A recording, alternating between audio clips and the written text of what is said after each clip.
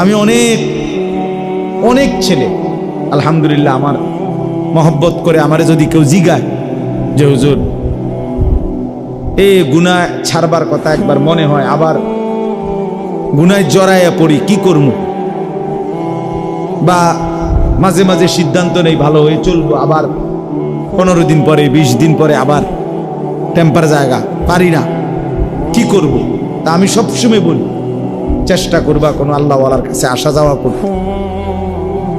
যদি না আসতে পারো ব্যস্ততার কারণে, পড়ালেখার কারণে, কর্মের কারণে, চাকরির কারণে, হতেই পারে ছুটি নাই আমার, তাহলে কমপক্ষে নিজ এলাকার তুমি যেখানে নামাজ পড়ো ওই ইমাম সাহেবের কাছে কতক্ষণ বসে থাকো, দেখবা ইমাম সাহেবেরই কও যে হুজুর আমার একটা ভালো কথা কয়ে দেন, আমার জন্য একটু দোয়া করে দেন, আমি যেন ভালো হয়ে চলতে পারি, আমি যেন আমার চরিত্রটা ঠিক রাখতে পারি।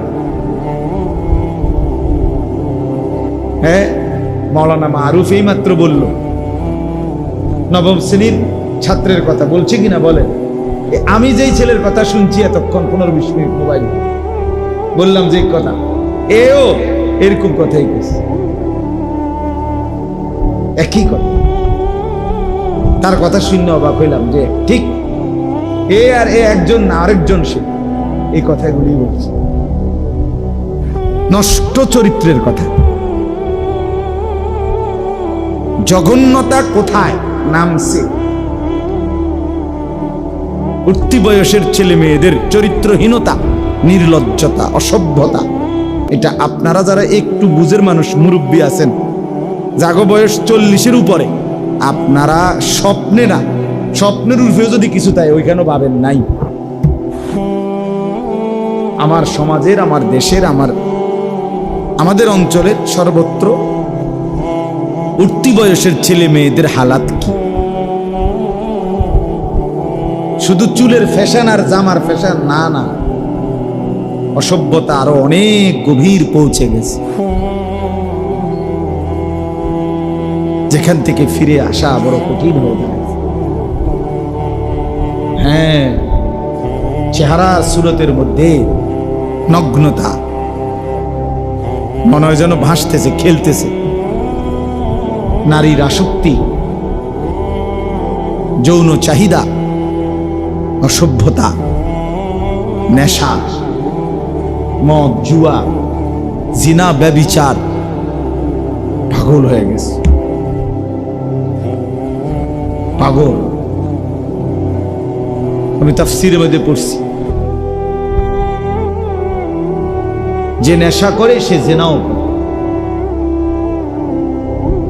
যে নেশা করে সে নারীর সাথে অপকর্মও করে। নাউযুবিল্লাহ। প্রত্যেক নেশাখোর অল্প সময়ের ব্যবধানে ব্যভিচারীও। এই জন্য বললাম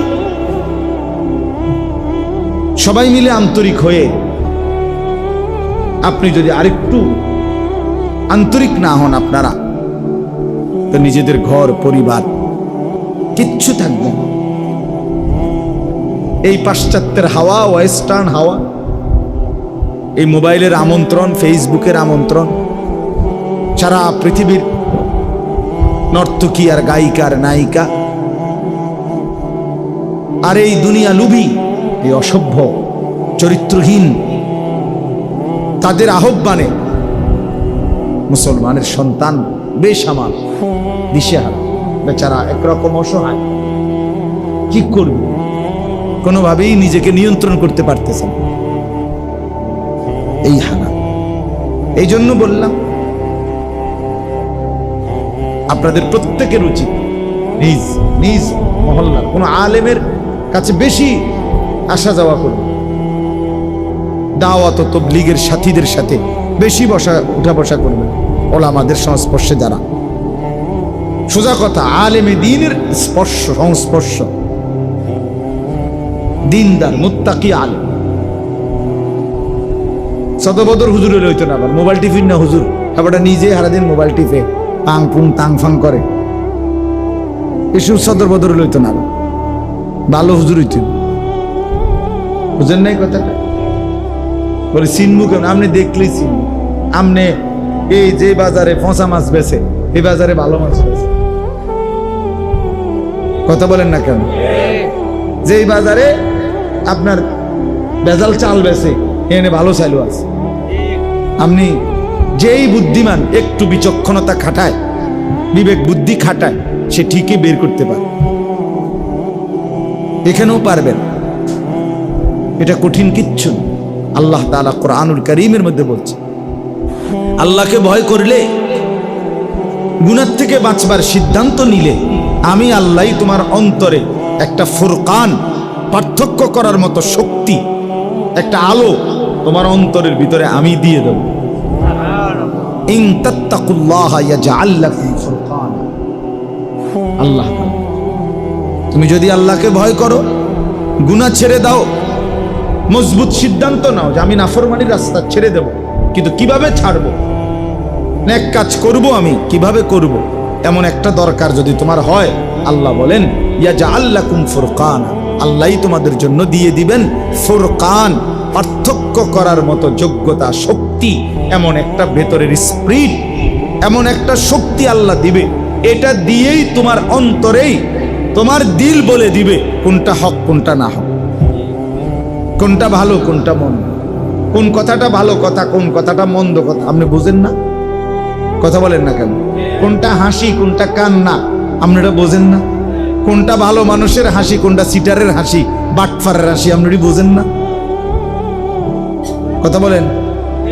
মানুষ তো বুঝে, যেই কোনো মানুষই বুঝে, এটা তো সহজ বিষয়। এই জন্য আমরা প্রত্যেকেই, আমি মারুফের কথা বলতে গিয়ে কথাগুলো বললাম, আমি খুব লম্বা করতে চাই না, রাত হয়েছে অনেক, আলহামদুলিল্লাহ তার বয়ানও আপনারা শুনছেন। আমার প্রথম কথা হইল এই, আপনাদের কাছে অনুরোধ করছি, প্রত্যেকেই স্থানীয় ওলামা, ইমাম, খতিব, তাদের সাথে সম্পর্ক বাড়াবেন। বুঝিনি আমার কথাটা কমছে? বাড়াবেন ইনশাআল্লাহ, বেশি বসবেন, ওনারেই কইবেন ইমাম সাহেব, হুজুর আমারে দুইটা কথা কন, একটা কথা কন, একটা মিনিটে বলেন। হাদিসের মধ্যে আছে, বহু সাহাবী এরকম নবীজির কাছে আসছে, আয়েশা বলছে ইয়া রাসূলুল্লাহ আমারে একটা কথা কইয়া দেন। নবীজি এক কথা বলছে, ওয়াজ শেষ, লা তাগদাব। একজনকে কইছে রাগ করিও না, খালাস ওয়াজ। ওয়াজ কি করছে কদ্দুর, এই কথাইটাই ওয়াজ, যে লা তাগদাব, কি করিও না।